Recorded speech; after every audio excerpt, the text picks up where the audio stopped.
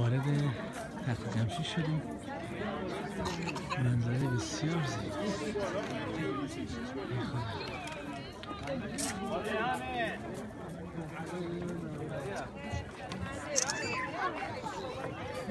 آخرین ستون که افتاد 1800 خورده بوده، بیش از 140-150 سال. پس اون 140-150 سال دیگه تغییر نکرد. آجور یه شکلی ساختن، کار خیلی راحت بوده، ولی میگن اینجوری در مقابل زلزله مقاوم تره و بر صورت فرم ساختشون مثل نه تنها اینجا، همون مثلا ماچو پیچو که تو آمریکای جنوبی خیلی سنگان تو هم خفت میشن. اینجا میدونید که هر کدوم هم دیگر تکمیل میکنه، تو هم خفت میشن. هیچ گونه ملاتی بینشون نیست، هیچ چیزی بین سنگان نیست. سنگ روی سنگ، سنگ به خاطر سنگینیش روی هم.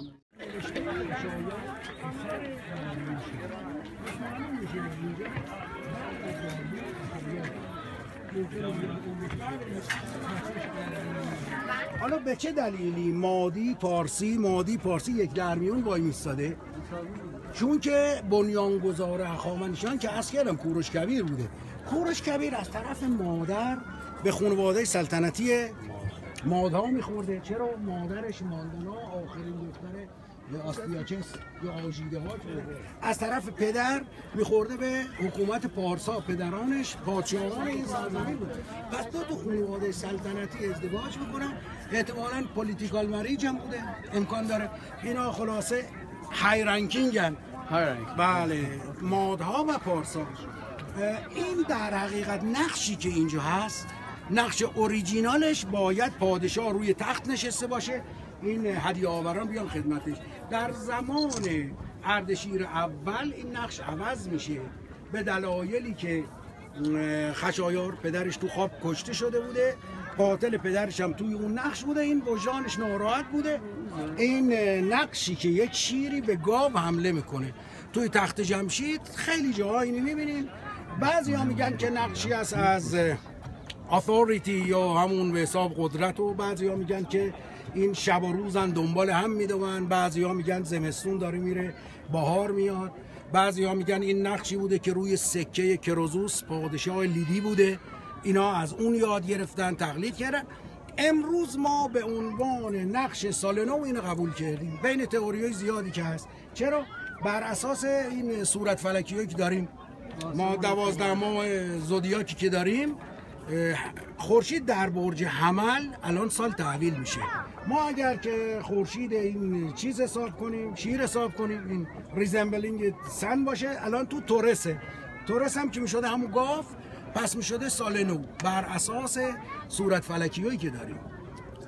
بنابراین این به عنوان نقش سال نو، خورشید در صورت فلکی ثور، این قبول کردیم میگیم نقش سال نو. ولی اون نقش قدرت یا به حساب اتوریتی اینم میتونه باشه.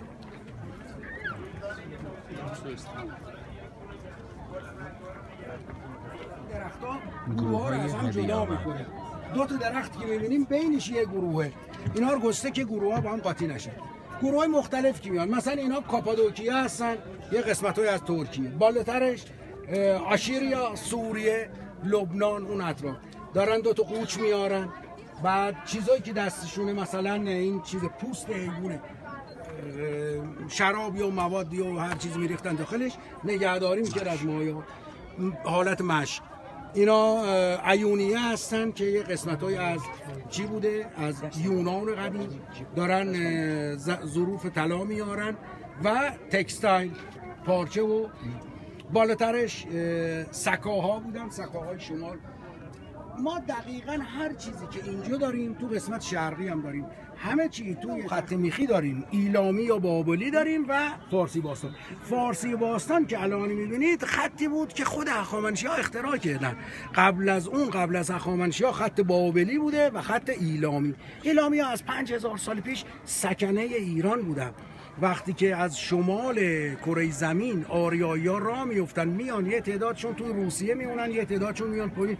عرض به خدمتتون آلمان کم ردیف در 6 ردیف بوده. این ایوان شمالی بوده. ایوان شمالی هم باز 2 ردیف ستون داشته، مثل اون ایوان غربی و ایوان شرقی. 3 تا ایوان اطرافش مردم میمدن و اینا روش سقف بوده، سقف روی 20 متر بلندی بوده. از ایوان رد میشدن، 2 تا ورودی داشته اونجا، همون درای بزرگ بوده، دوباره درا باز میشده. حساب بفرمایید که این دیوارا بلند بوده 20 متر، ما داخل نمیتونستیم ببینیم مگر که وارد میشدیم از این ورودی ها میرفتیم داخل میبینیم.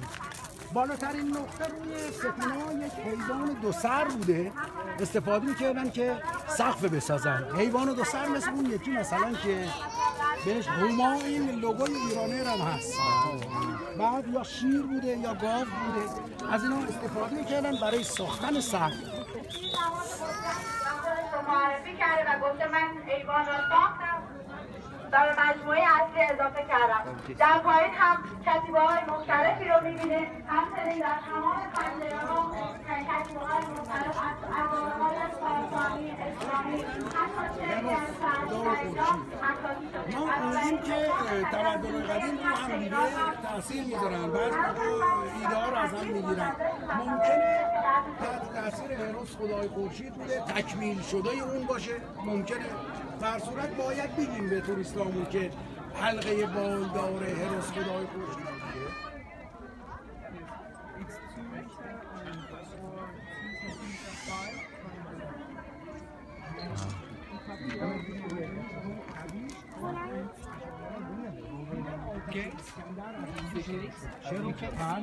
1930 که اومدن برای اکسکاویشن اینجا پر از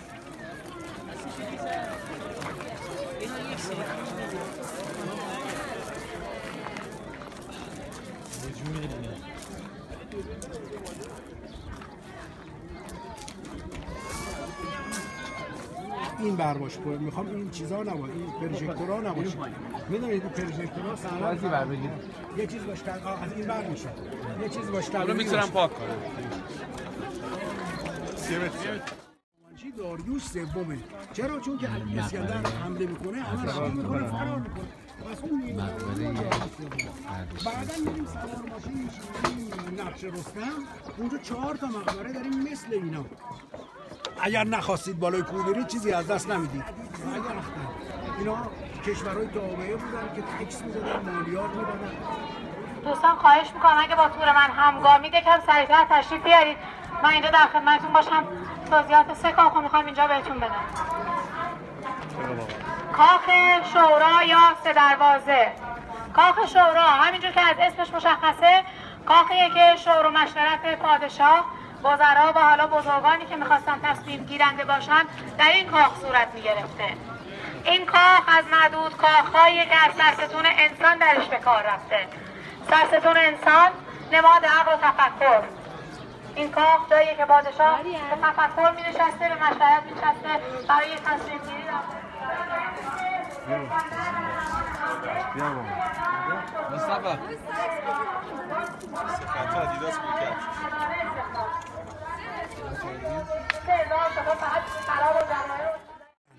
حالا اتیوپیا رو میبینید، اینا اتیوپیایی هن، موهای فر دارن، صورتشون میبینید سیان، از آفریقا میان.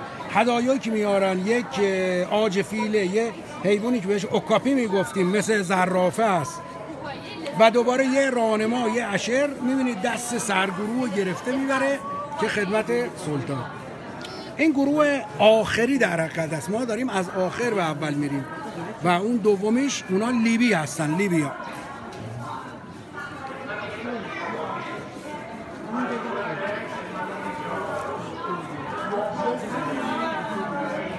قذافی کشور خیلی معروفش که لیبی ره، همه الان اسمش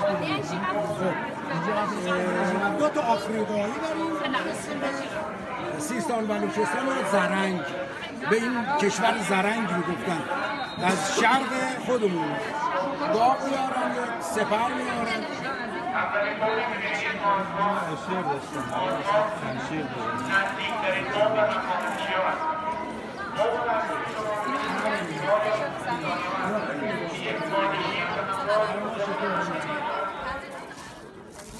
همین سر اسباست که متاسفانه خود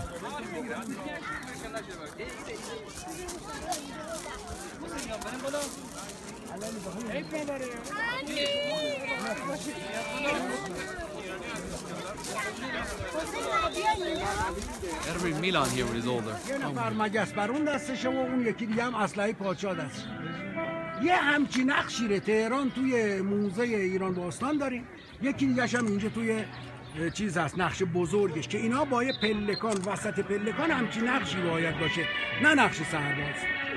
در حقیقت اینجا این سربازایی که سمت چپ و راستن یه نفرن، اینا در حقیقت 50 تا بیشتر نیستن، 50 تاشون هم تو اون درگاه اون طرفیه. یه بار اینا رو از چپ نشون داده، یه بار از راست. مثلا نفر اول این سمتی که ببینید با نفر اول اون سمت یکیه. بعد مثلا اگر که این کماندانش این طرفه و خنجرش این طرفه، یه طرف می‌بینید خنجرش مشخصه، یه طرف می‌بینید کماندانش.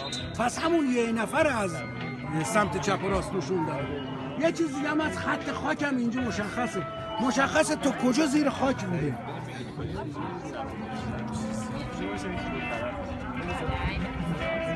نگاه کنید این قسمت پایین با قسمت بالا مقایسه بکنید. این پایینی ها خیلی سالم مونده، مشکیه، بالایی ها آسیب دیده، بنابراین خط خاک بوده، تا اینجا زیر خاک بوده، یه متر خورده. این طرف هم همینطور میبینید پایینی ها سالمه، بالایی ها خراب شده، آسیب دیده. کاخ صدستون جانیسی که کاخ سربازای شاه بود اینجا و هر ستون نمای هر سرباز اینجا نمای یک ستون، 100 تا سرباز هم هر کدوم پای ستون ایستاده بودن و برای نگهبانی از کاخ.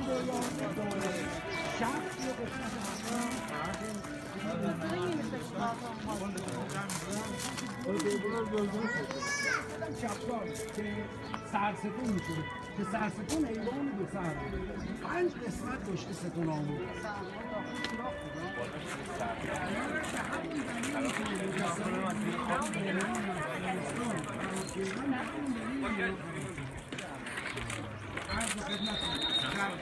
زمان سفر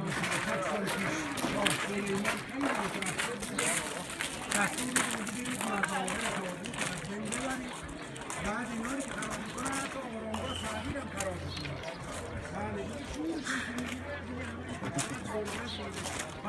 الان هم همینطوری اتاق پس میگیره.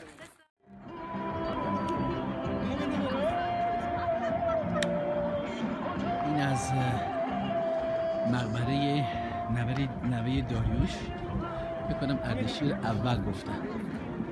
من از بالای پانورامیک میگیرم، بعد از پایینم میگیرم. چقدر این صحنه زیباست. آرزو این که همگی مهناز نواجونم اینو ببینین. این یه چیز خاطریه که تا آخر اون باهاتون میمونم. من زیباترین چیزی که تو این موزه‌های دنیا رفتم دیدم همین تخت جمشید بود. واقعا it's amazing. Makes you feel proud. واقعا makes you feel proud. It's amazing.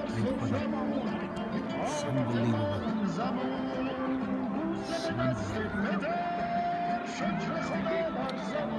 جونم الان میام. این اردشیر، این قبل مقبره اردشیر کناریش تو بریشه پشت کوه یک توضیح بدم از اینجا باش سایه دفعه. این مقبره اردشیر سوم، نه اردشیر شاه که اینجا وایساده، کمان سلاح ایرانی ها دستشه، فرده بالا سرشه، پشت فرده هم ماه را میبینید، نشانه تفریح به کنده زیرش 30 تا سرباز دارن که پادشاه هم میکنن. 30 سرباز نماینده سیمانتی رو که فرمانده اردشیر سوم. مقبرم توش چیز خاصی نداره، یه تابوت سنگی بزرگی است که در میاره.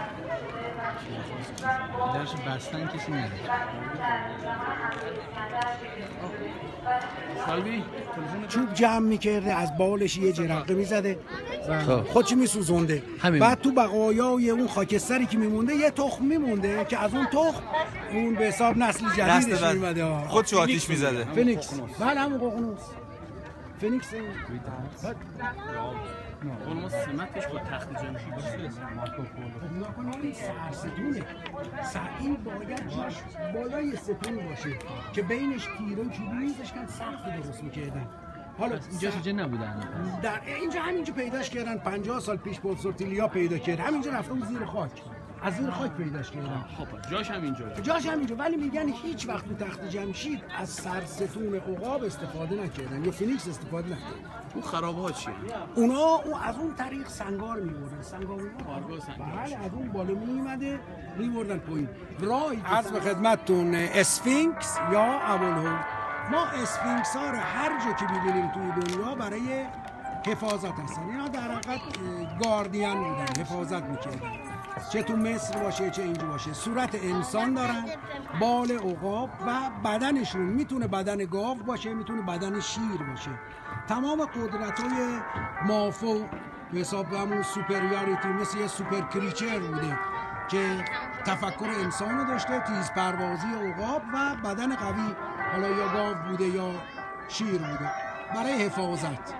طبق داستان‌های قدیم هم که افسانه است میگن اسفینکس‌ها یه سوالی از میکنن، اگر درست جواب بدید میتونید رد بشید، اگر نه که بله دیگه ما رو کشتن. اینا فریمایی که ما را 30 و خورده سال میشه الان 40 سال شده نه؟ بله 40 سال شده. 40 سال شده الان اینا مال بله 72 بله 43 سال که برای جشن 2500 سالگی که شاهنشاه انجام داده بود هنوز فراماش مونده. چقدر قشنگ طراحی شده و زیرش هم سیمان ریختن و اینا چیزی که داخل این آلیس میگن خارجی ها نکراپولیس که اینجا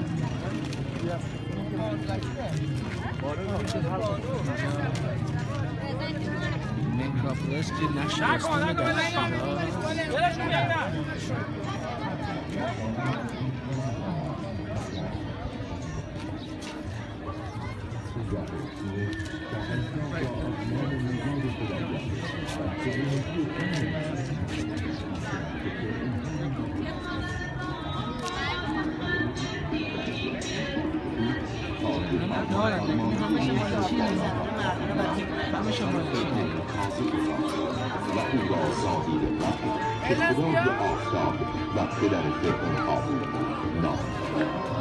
اوجاهرسنه تمام این رخدادها را به طور دقیق و کامل در مجسمی که از خود بر جای گذاشته بیان کرده است. مجسمه اوجاهرسنه را نشان می‌دهد که حرمی در دست دارد. نفر اول سمت راست می‌بینید شکل بدن یک زنی داره. این یک گادسه، خدای فامیلی و خدای آبها، آناهیتا. داره اون سمبل قدرت یا حلقه قدرت رو میده به پادشاه. حالا پادشاه از کجا معلومه؟ ببینید تاجش یه کمی آوت آف فریمه، زده بیرون. هر جا دیدید مثل اونجا ببینید یه تاجی زده بیرون، میفهمید این اهمیت دار مهم پادشاه است.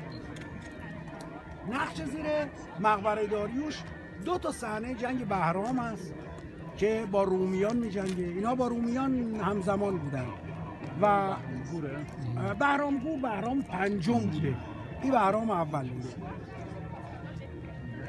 بعد اون نقشی که سوار بر اسبه که مردم میگفتن نقش شاه